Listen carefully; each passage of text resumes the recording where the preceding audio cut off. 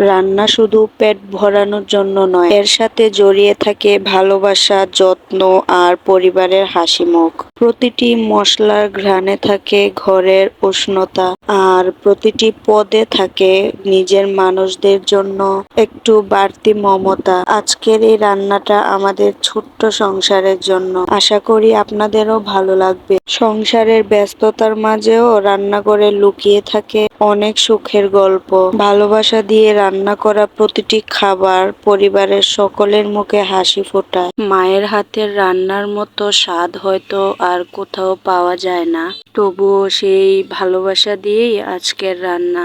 এক প্লেট গরম ভাত আর মজার রান্না, এতেই লুকিয়ে থাকে অনেক সুখ। দিন শেষে পরিবারের সকলকে একসাথে খেতে দেখে আনন্দটাই সবচেয়ে বড় প্রাপ্তি। যারা ঘর সংসার সামলান তাদের কাছে এই রান্না শুধু কাজ নয়, এটা ভালোবাসা প্রকাশের একটি ভাষা। সংসারে কাজের কোনো শেষ নেই, তবুও ভালোবাসা দিয়ে করা প্রতিটি কাজই অনেক সুন্দর হয়ে ওঠে। ঘরের সাধারণ খাবারই অনেক সময় সবচেয়ে বেশি তৃপ্তি দেয়। জীবন যতই ব্যস্ত হোক, পরিবারের জন্য একটু যত্ন আর ভালোবাসা রাখতেই হয়। চুলার আগুনে শুধু খাবারই রান্না করা হয় না, রান্না হয় পরিবারের জন্য মমতা আর ভালোবাসাও। গ্রামের এই সহজ জীবন আর রান্নার মুহূর্তগুলো আপনাদের সাথে ভাগ করে নিতে ভালোই লাগে। আজকের রান্না যদি আপনাদের ভালো লাগে তাহলে পাশে থাকবেন। আপনাদের ভালোবাসাই এগিয়ে যাওয়ার সাহস দেয়।